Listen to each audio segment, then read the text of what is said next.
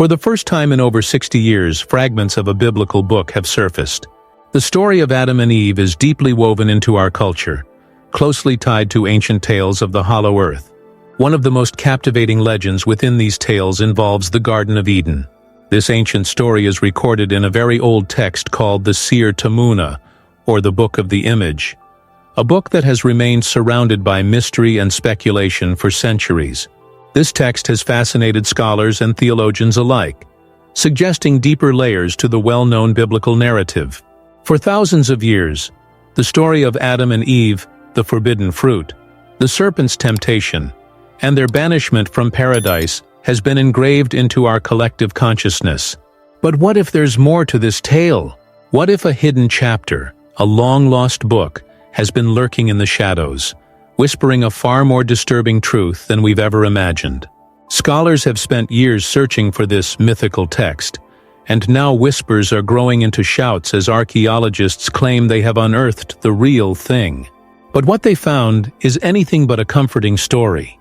Join us as we explore a tale that will challenge everything you thought you knew. This discovery is set to transform our understanding of early biblical history, shedding light on ancient beliefs and practices that have long been forgotten. The books of Adam and Eve were first discovered in the Egyptian tomb of Tutankhamun and were published in 1926. Today, it is considered one of the oldest books in existence, originating in Egypt at the dawn of Christianity. Now it's heading for auction, discussing the lives of the well-known characters from Genesis after their expulsion from Eden. Despite debates surrounding the dating and authenticity of its purported antiquity, the books of Adam and Eve reveal an underlying set of prehistoric beliefs. The Apocalypse of Moses is the Greek title for this book, which Paul must have encountered in some form, as it is referenced in 2 Corinthians.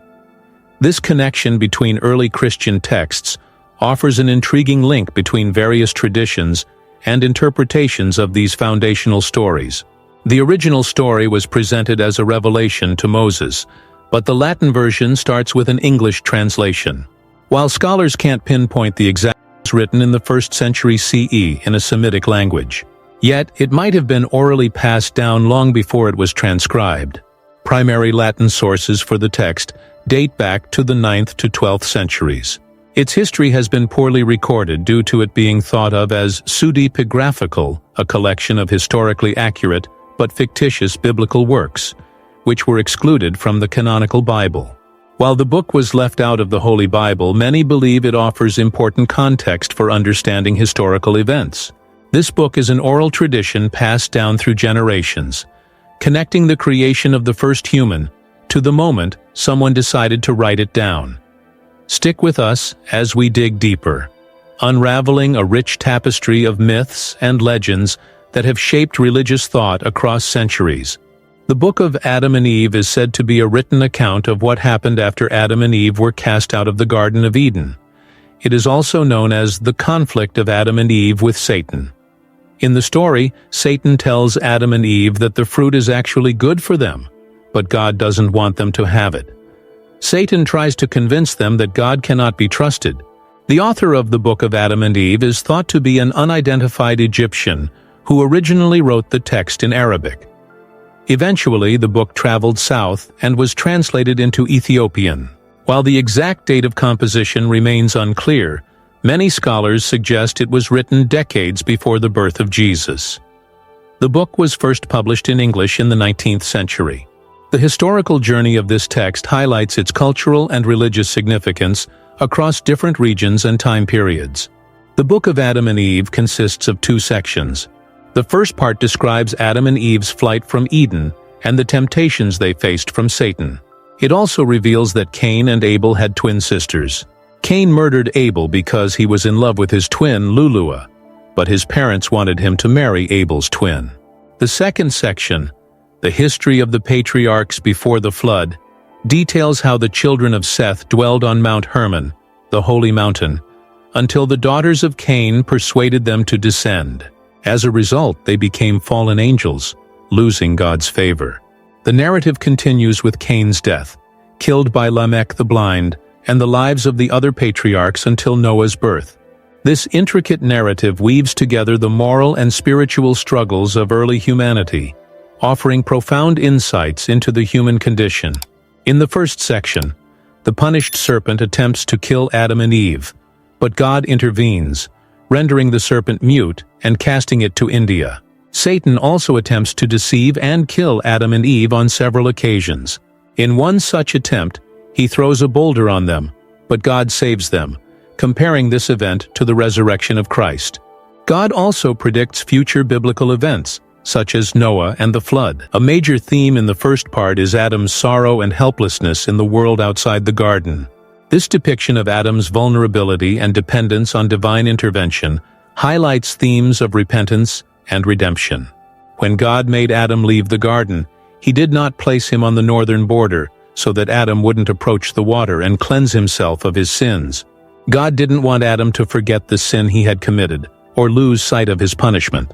Likewise, God did not place Adam on the southern side of the garden so that Adam wouldn't be comforted by the sweet aroma of the trees. Instead, he made Adam dwell on the western border of the garden, where the earth stretches vast and barren. He commanded Adam to live in a cave known as the Cave of Treasures, situated beneath the garden. This placement symbolizes the ongoing struggle and separation from divine grace, a theme central to the human experience of exile and longing. When Adam and Eve left the garden, they walked without knowing where they were treading. As they reached the gate of the garden and saw the earth, covered with stones and sand, they trembled and fell, having been accustomed to the lush trees of the garden.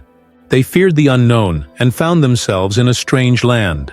God took pity on them, raised them from their fallen state, and sent his word to them. Adam and Eve wept as they left the garden. Adam, seeing his altered form, wept bitterly. They walked gently down into the Cave of Treasures, where Adam lamented the cave's bleakness compared to the garden. He bowed to God's command and entered the cave, understanding that disobedience would result in further punishment. This moment of acceptance marks a pivotal moment in their journey. On the 43rd day, Adam and Eve emerged from the cave, sorrowful and weary.